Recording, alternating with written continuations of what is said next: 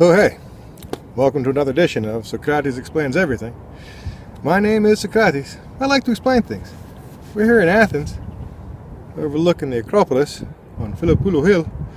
Wanted to talk a little bit about, well, capitalism and my solution or alternative to capitalism. I've made a few videos complaining about capitalism and how it's inefficient and really doesn't work any longer, especially with the technology of the computer. Has made capitalism, what used to be a game about quality, into a game about control and cheap and basically keeping costs down. And the reality is, cost is what we call wages, salary, business. Cost is the beauty of capitalism. They used to have a profit margin and you could spend money on it. Apple somehow maintains a 37% profit margin because they charge $1,000 for a phone and they pay so little they had to install suicide nets around their factories because their employees are crushed. Capitalism. Now you look at that compared to Amazon, who really makes a 3% profit. They did the other technique on it. By making no profits, they squeeze out all competitors. Because how do you compete with somebody who's only making 3% on the dollar? Apple, you can undercut them. If you made 30 cents on a dollar, you'd be cheaper than their product. But they do a great job of controlling their market and their sales and their supply chain. So I feel that there's a room for a better economy.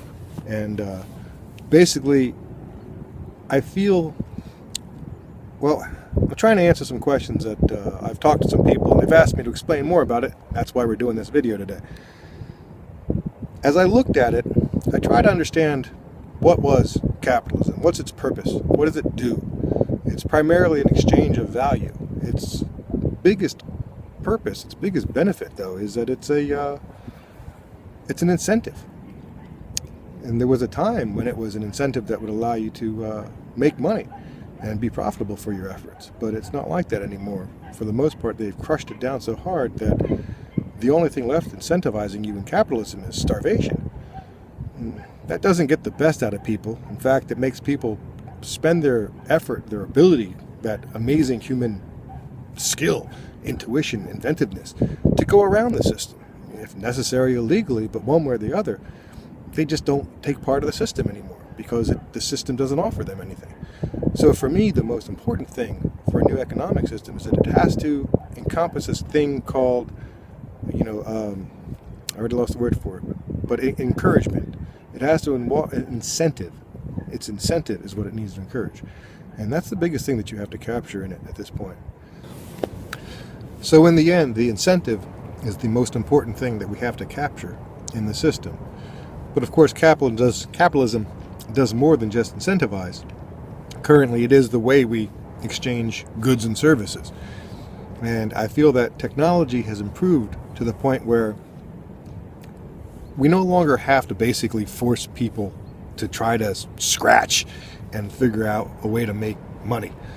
Especially, again, the biggest flaw with capitalism is growth. Because capitalism requires growth. If you don't grow for 2 quarters in a row, 6 months, now you have a recession. And if you go another couple quarters, it's a depression.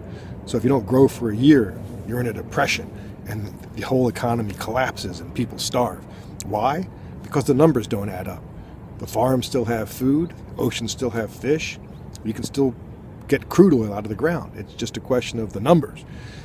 So incentive is the one thing we have to capture, but what we have to replace is the exchange of goods and services. And I feel that at this point,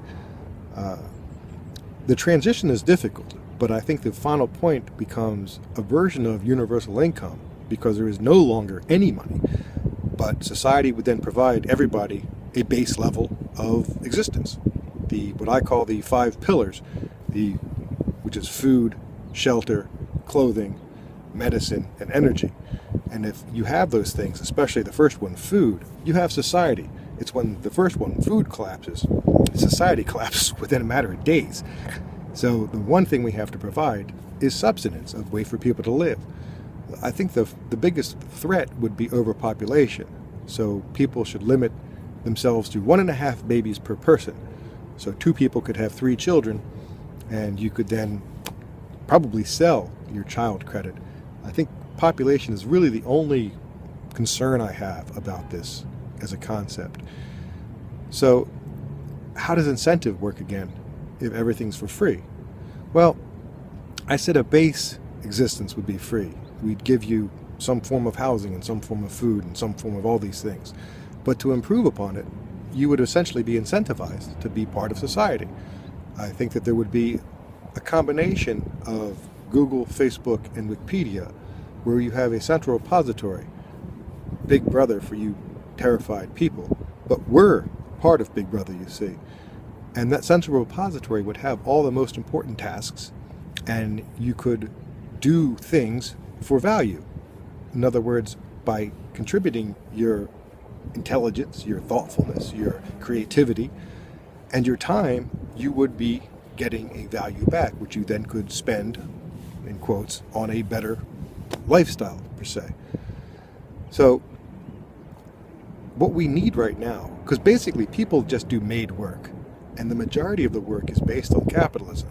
If you got rid of money, there's no longer cashiers, there's no longer any form of accountancy, the majority of the legal system disappears, huge amounts of our society is meaningless, and it's just people forced to do something to claim value. So I think that by changing these things, we can really save ourselves a lot. Now I'm suddenly worried that that's getting windy. I'm going to switch the camera. So hopefully that's a little less windy. The reality is that technology is forcing us to get rid of capitalism one way or the other. The driverless car is going to replace millions of high-paid truckers and delivery people. All your food delivery is going to be automated. Basically, everything's going to be automated. In fact, one of the biggest jobs in what I would consider the future economy is automation, is finding what jobs do people still do and then automating it. In the end, we would end up freeing humanity from wage slavery and allow us to be creative and enjoy life. Up to this point, I think that every time society gets free, people get chaotic and overthrow the government, etc. And I think that no one's ever had a real part of the government. The government's always been the overload. The best description of the government is it's those who control the monopoly on violence.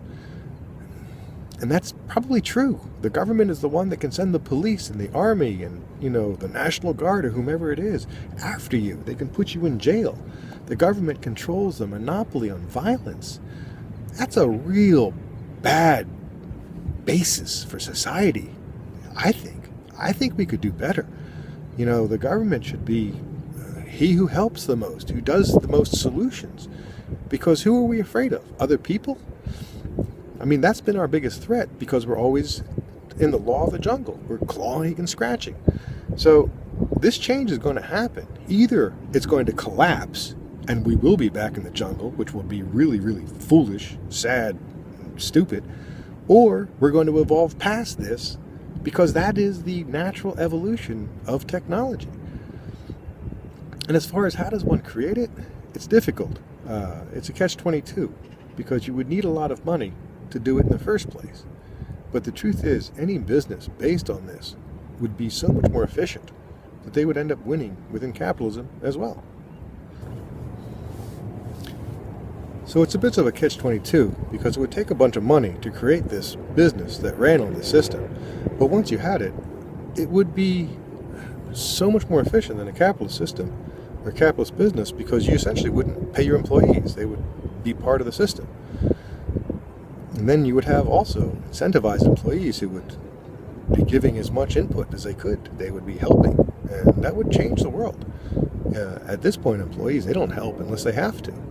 They do their jobs. They certainly don't make suggestions. They don't get anything for it.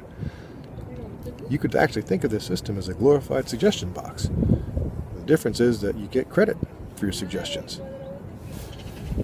So you end up with a situation where with a glorified suggestion box, everybody is involved and everybody's incentivized to help and contribute. And once that was expanded across the globe, then you'd have 7 billion people all working for a solution. not working against each other to try to make profit off each other, just working to make everything better. We have the machines to make all the things we need, and in fact we waste approximately 40% of the food that the world produces. So without capitalism and changing nothing, we could have 20-30% more human beings with the amount of food we're producing already. We could do everything smarter and better, but capitalism doesn't let us. There's no money for it, in quotes, mind you, because what is money? It's a meaningless ritual that we do on the side of work. Work is one thing. Work is creating things. In some ways, I'm working now. But work is not the same thing as money. Value and money have different meanings. They have different realities. There's no value in saving the climate. It's not worth any money to save the climate, but the reality is it's incredibly valuable. It's the most valuable thing we have.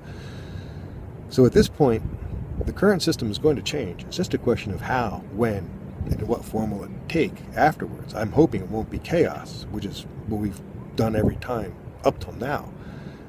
The reality is that the transition is essentially difficult because this current system is how everything works. If I was suddenly in charge of the world, which I will never be, I would ask everyone to keep doing what they're doing and then add this on top of it, essentially, because the system works. It's just not nice, smart, fair, or at all kind.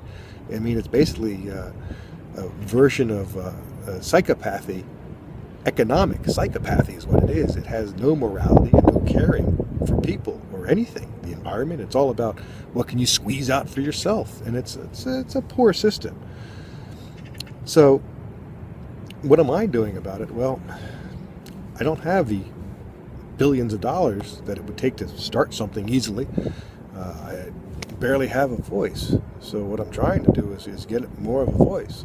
I'm a stand-up comedian. I make weekly YouTube videos, and I talk about this stuff. I talk about it to people. The way these things work is you eventually get 2, and then 4, and then 6 people involved, and it slowly turns into something.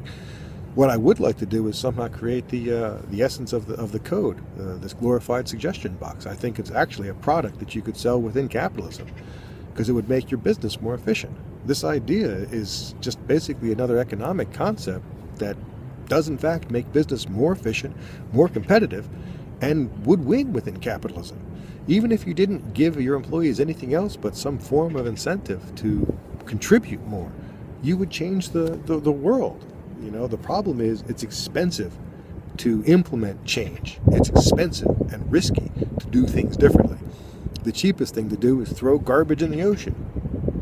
Cheap for today, but in the end it costs us everything. So if at least we have a discussion about capitalism and finding alternatives to capitalism and what capitalism really is and isn't, because the one thing I find most annoying is the fact that people think the opposite of capitalism is communism or socialism, and that's not the case.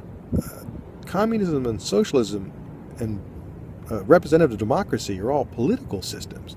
Capitalism is an economic system, and it's the only economic system we've had other than when we shared. As soon as we did barter, that's capitalism. So the communists were capitalists. One way you can tell is they went bankrupt. You can't go bankrupt unless you're a capitalist. Capitalism and bankruptcy are as tied logically as drowning in water. You can't drown unless you're inside water, and you can't go bankrupt unless you're a capitalist. So socialism is a sense of priorities. And communism, well, it's kind of been perverted by history, but at least the essence of it was the workers' rights, was for the people. So systems that promote the people, I think, are pretty good ideas. So essentially, that's my thoughts on how the future economic system would be done. If you have more questions, I'm free to answer more of them. Like I say, it's basically like we have today, except you don't have to scratch for everything. And we would have the most efficient things, and we would get rid of all single-use items and disposability. And good ideas would be successful, not profitable ones. So anyway, my name is Socrates. I'm here on Philippilla Hill, overlooking the Acropolis. Bunch of capitalists, by the way. It's true, they were. You know, everybody was. It was the only system we had. It worked. It worked for a long time. But now we're in a world of technology, and technology is obliterating capitalism's usefulness. You know, so I think we can do better. I'm going to walk over home because that's La Cavitas. I don't know if you can see it or not, but I live way over there at the moment. Anyway, my name is Socrates. I like to explain things. See you again soon. So what a view, huh? I like it.